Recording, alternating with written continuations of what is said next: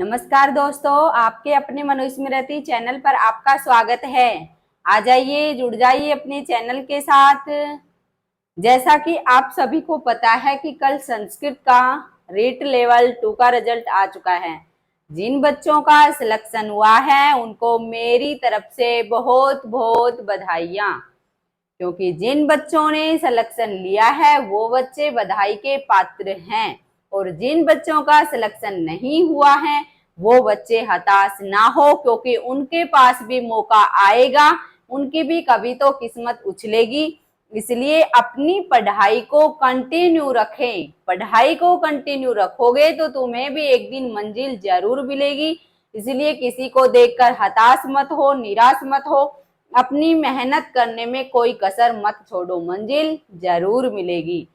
तो अपना जो टॉपिक चल रहा था, अपन ने माहेश्वरी सूत्र को पूरा पढ़ लिया था, आ गया होगा समझ में। आज अपना टॉपिक है जो अपन नया शुरू करने जा रहे हैं, वो टॉपिक है अपना संज्ञा प्रकरण। कौन सा टॉपिक है? संज्ञा प्रकरण। आज का अपना टॉपिक है संज्ञा प्रकरण।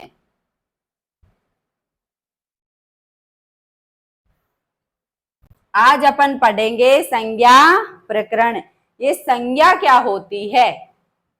संज्ञा संज्ञा बोलते हैं हम किसी भी वर्ण को पहचानने के लिए, जानने के लिए या उसका स्थायीकरण करने के लिए। कोई भी वर्ण हो, ये वर्ण क्या है, कितना है, क्यों है, यानी कि वर्ण की जान पहचान और वर्ण का स्थायीकरण करने के लिए संज्ञा काम में आती है। संज्ञा का ये जो संज्ञा होती है, इसका व्याकरण में विशेष महत्व होता है। संज्ञा के बगैर व्याकरण अधूरी होती है, क्योंकि इसी से संज्ञा से वर्णों की जान पहचान होगी। जान पहचान होगी तभी तो हम उसको पढ़ पाएंगे, उस वर्ण की विशेष छाप रह पाएगी, और उस छाप को हम पहचान कर, जानकर हम अपनी व्याकरण को आगे प्रगति पर ले जा सकेंगे। इसलिए संज्ञा प्रकरण यानी संज्ञा का व्याकरण में विशेष महत्व होता है। संज्ञा से किसी भी वर्ण की जान पहचान होती है, और वर्ण का स्थायीकरण भी संज्ञा से होता है। संज्ञा प्रकरण जो अपना टॉपिक है, ये बहुत ही इजी टॉपिक है। दिखने में तो ये बहुत ही इजी टॉपिक है, लेकिन इसमें से क्वेश्चन भी पूछे जाते हैं हर एग्जाम में से। ये जो है स्पेशल, तो ये 2nd ग्रेड का टॉपिक है संज्ञा प्रकरण, और इसमें से कम 3 से 4 क्वेश्चन पूछे जाते हैं। और ये टॉपिक बहुत ही इजी टॉपिक है। अगर आप इसको थोड़ा सा ध्यान से सुनोगे, समझोगे, तो ये आपको समझ आएगा। तो देखो, आज अपना टॉपिक है संज्ञा प्रकरण। संज्ञा प्रकरण के व्याकरण में कुछ सूत्र रखे गए हैं। तो ये सूत्र कितने हैं? संज्ञा प्रकरण के 6 सूत्र बताए गए हैं। कितने सूत्र बताए गए हैं? संज्ञा सूत्र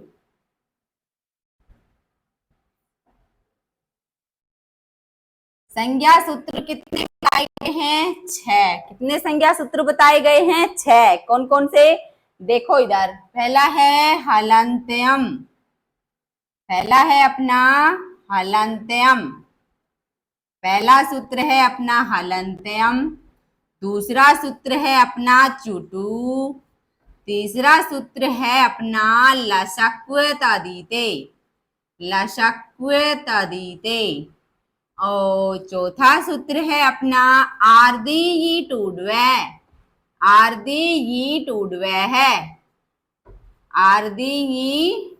है। पांचवा सूत्र है अपना शय प्रत्यय।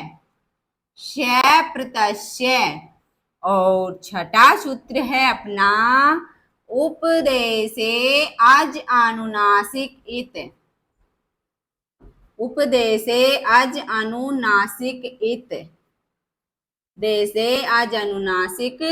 इत।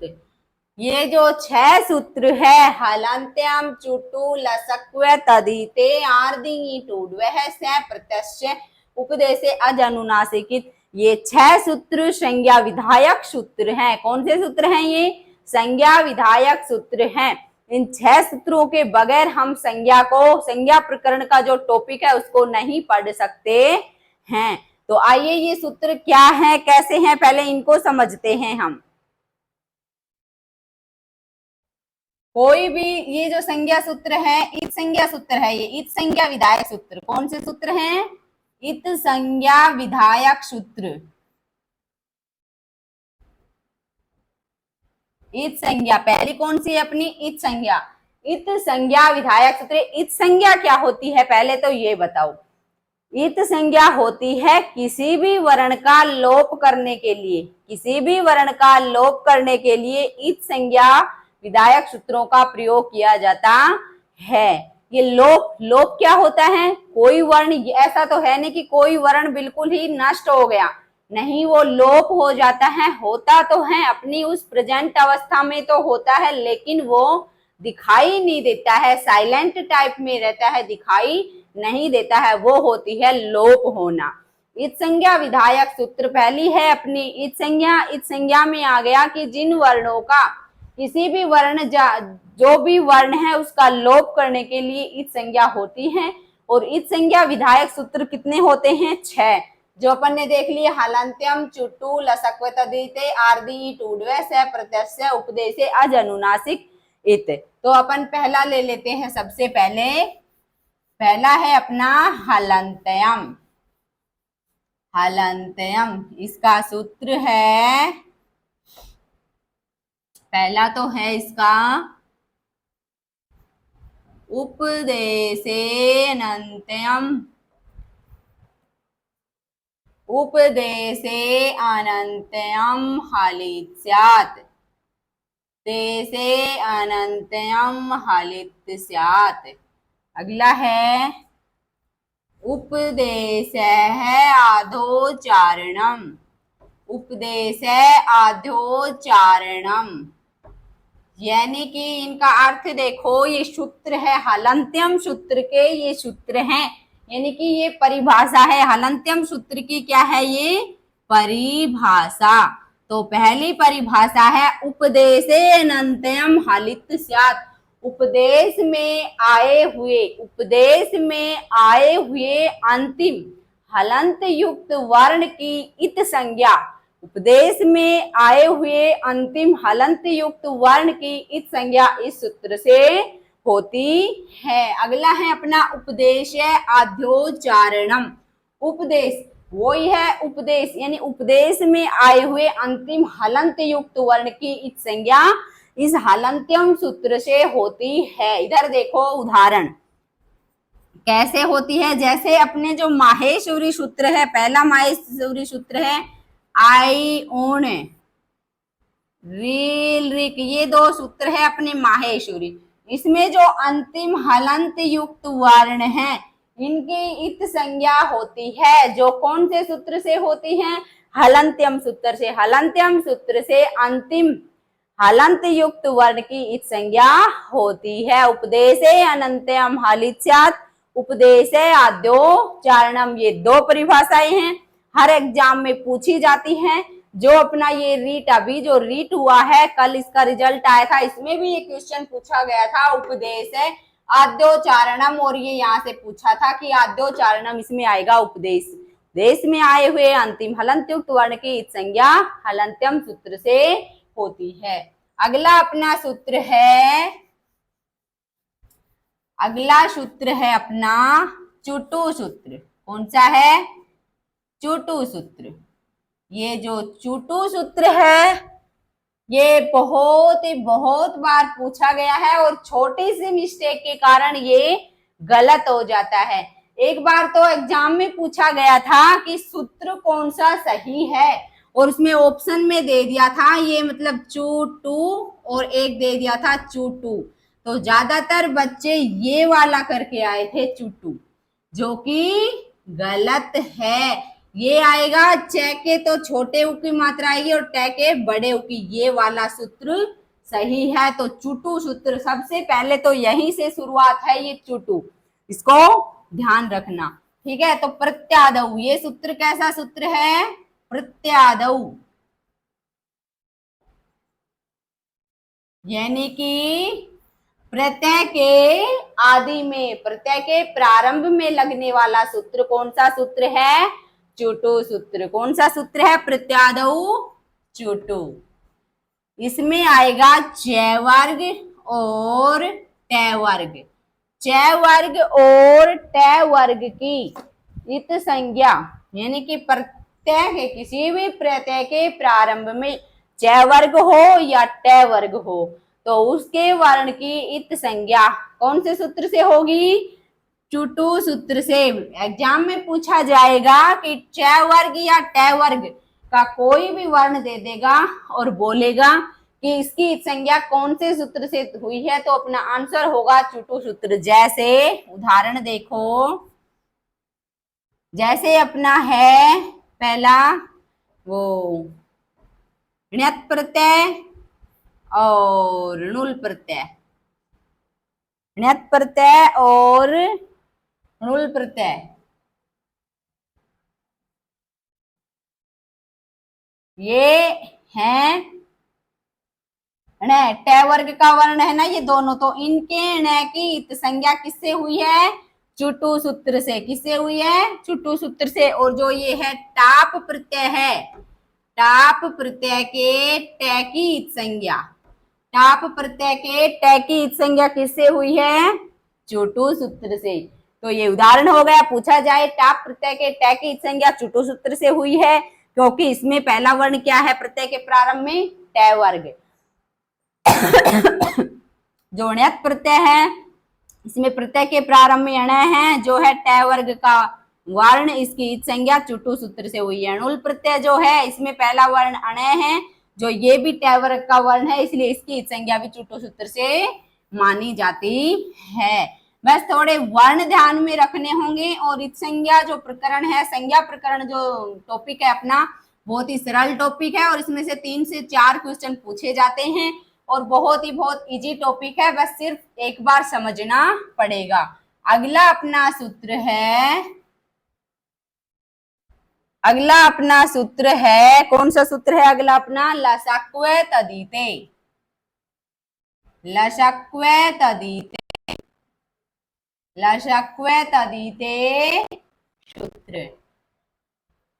तद्धित प्रत्यय को छोड़कर, तद्धित प्रत्यय को छोड़कर, तद्धित प्रत्यय को छोड़कर ल, से और क वर्ग का कोई भी वर्ण हो, का कोई भी वर्ण हो तो उसकी इत संज्ञा, तो उसकी इत संज्ञा हो जाती है लसक्व तदिते सूत्र से। यानी कि तद्धित प्रत्यय को छोड़कर ल, से और क वर्ग का कोई भी वर्ण हो तो उसकी इत संज्ञा लसक्व तदिते सूत्र से हो जाती है। जैसे जैसे ल्यप प्रत्यय, ये भी प्रत्यय के प्रारंभ में ही लगता है। प्रत्यादौ है, ये भी प्रत्यय के प्रारंभ में ही लगता है। ल्यप प्रत्यय के ल की इत संज्ञा, ल्यप प्रत्यय के ल की इत संज्ञा कौन से सूत्र से होती है?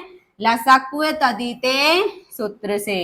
और जो सत्री प्रत्यय है इसके स की इत संज्ञा भी इसी सूत्र से होती है। आ रहा है ना समझ में? ल्यप प्रत्यय के ल की इत संज्ञा भी लसक्व तदिते सूत्र से होती है और सत्री प्रत्यय के स की इत संज्ञा भी लसक्व तदिते सूत्र से होती है। अगला अपना सूत्र है आर्दे ये टूडवे। अगला अपना सूत्र है आर्दे ये टूडवे। अब ये भी देखो इधर सूत्र में ही क्वेश्चन बन रहा है। यहाँ पे तो टूडवे है लेकिन इसमें वर्ण कि किसी ये धातु के प्रारंभ में लगता है। ध्यान रखना वे जो दोनों थे वो प्रत्यय के प्रारंभ में लगते हैं और हलंत्यम सूत्र जो है वर्ण के अंतिम में, अंत में लगता है। हलंत्यम सूत्र अंतिम हलंतयुक्त वर्ण की संज्ञा होती है हलंत्यम से और प्रत्यय के प्रारंभ में चुटु और लसक्व तदिते। अब आ गया आर्दिंग ये टूडवे, ये धातु के प्रारंभ में लगता है। धातु के प्रारंभ में आए हुए, धातु के प्रारंभ में आए हुए ये टू और डू वर्ण की, डू वर्ण की इत संज्ञा इसी सूत्र से होती है। ये यहाँ पे देखो, अब आप देखो इधर ये टू और डू, वर्ण में तो डू वर्ण लिखा गया है लेकिन सूत्र में तो डवह लिखा गया है। ये क्या है, क्या कोई बताएगा? कि वर्ण में तो ये टू और डू लिखा गया है लेकिन सूत्र में ये टू डवह है। तो इधर देखो ये जो डवह है ये है बहुवचन, यहाँ पर ये बहुवचन है और यहाँ पर ये वर्ण है। इस डू का बहुवचन डवह होता है, इसलिए सूत्र में ध्यान रखना, अगर सूत्र सही या गलत पूछा जाए तो यहाँ पर टू डू वह नहीं होगा, टू डवे ही होगा, डू नहीं होगा। अगर वर्ण पूछा जाए कि इस सूत्र से कौन कौन से वर्ण की इत संज्ञा होती है तो अपना आंसर होगा टू, ये टू और डू। यहाँ पर डे नहीं होगा, ध्यान रखना, अगर यहाँ पर डे करोगे तो आपका क्वेश्चन गलत हो जाएगा, इसलिए ध्यान रखना सूत्र में तो डवह होगा और वर्ण में टू डू होगा। ठीक है, तो इसका उदाहरण देखो, आर्देय टू डवह, धातु के प्रारंभ में, तो ये धातु है डूक्रय धातु, कौन सी धातु है? डूक्रय धातु। डूक्रय धातु के डू की इत संज्ञा कौन से सूत्र से होती है? इसी सूत्र से। इसके डू की इत संज्ञा हो गई कौन से सूत्र से? आर्देय टू डवह सूत्र से। आ गया समझ में? धातु के प्रारंभ में लगता है आर्देय टू डवह और प्रत्यय के प्रारंभ में चूटू और लशक्व तदिते और अंतिम हलंत युक्त वर्ण की संज्ञा होती है हलंत्यम सूत्र से। अगला अपना सूत्र आता है, जो ये इत संज्ञा विधायक 6 सूत्र है ना, इसमें अपन ने 4 पढ़ लिए हैं। 5वां है अपना शय प्रत्यय, शय प्रत्यय, यानी कि ये भी प्रत्यय के प्रारंभ में लगता है। प्रत्यय के प्रारंभ में, प्रत्यय के प्रारंभ में स वर्ण हो तो उसकी संज्ञा हो जाती है। इस सूत्र से उसकी संज्ञा हो जाती है। प्रत्यय के प्रारंभ में ही लगता है और कौन सा वर्ण है? स। तो इधर देखो उदाहरण, जैसे अपना है श, श प्रत्यय है, एक श प्रत्यय के इस श की संज्ञा कौन से सूत्र से हो गई?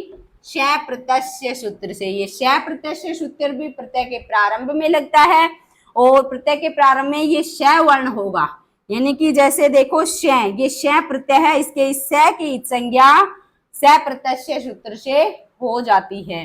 अगला अपना सूत्र है, अगला अपना सूत्र है उपदेशे अजनुनासिक इत, उपदेशे अजनुनासिक इत, उपदेशे अजनुनासिक इत, उपदेश में आए हुए, उपदेश में आए हुए अंतिम अच की इत संज्ञा, उपदेश में आए हुए अंतिम अच की इत संज्ञा इस सूत्र से हो जाती है। जैसे इधर देखो, जैसे जो हमारा सत्री प्रत्यय है इसके री की इत संज्ञा, री की इत संज्ञा, ये जो सत्री प्रत्यय है इसके जो री है ये री की इत संज्ञा उपदेशे अजनुनासिक इत सूत्र से हो जाती है। तो ये अपने 6 सूत्र थे इत संज्ञा विधायक सूत्र।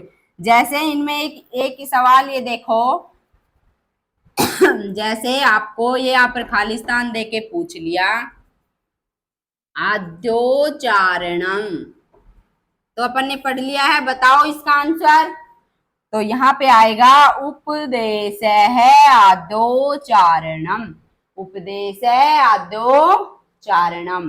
ठीक है, तो ये अपने 6 सूत्र थे संज्ञा विधायक सूत्र। जो संज्ञा है, संज्ञा प्रकरण का टॉपिक अपन पढ़ रहे हैं, संज्ञा के बगैर किसी भी वर्ण की पहचान नहीं होती है। तो पहली अपनी संज्ञा है इच संज्ञा। किसी भी वर्ण का लोप करने के लिए इच संज्ञा प्रयोग में ली जाती है।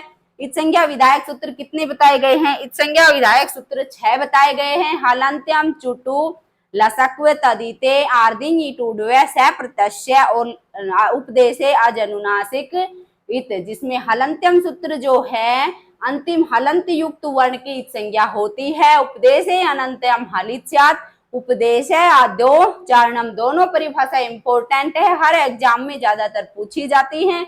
और ये जो है अंतिम हलंत युक्त वर्ण की इच संज्ञा हलंत्यम सूत्र से होती है। अगला अपना सूत्र आता है चुटु सूत्र। प्रत्यय आदौ, यानी कि प्रत्यय के आदि में, प्रत्यय के प्रारंभ में लगने वाले जो सूत्र है चुटु सूत्र है, यानी कि च वर्ग और ट वर्ग, च वर्ग और ट वर्ग का कोई भी वर्ण प्रत्यय के प्रारंभ में हो तो उसकी इच संज्ञा चुटु सूत्र से हो जाती है। अगला अपना आता है लसक्व तदिते सूत्र।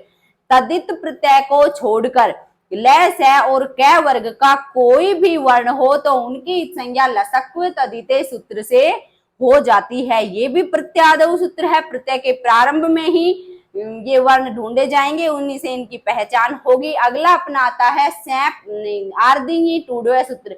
मात्र इच संज्ञा विधायक 6 सूत्रों में से एक सूत्र ऐसा है जो धातु के प्रारंभ में लगता है, प्रत्यय के प्रारंभ में नहीं लगता है। कौन सा सूत्र है? जो आर्दिंगी टूडवे। ये सूत्र केवल और केवल धातु के प्रारंभ में लगता है, और धातु के प्रारंभ में ही टू और डू वर्ण हो तो इसमें कोई वर्ग नहीं है, 3 ही वर्ण है, ई टू और डू वर्ण 3 वर्ण है, केवल और केवल धातु के प्रारंभ में 3 वर्ण है।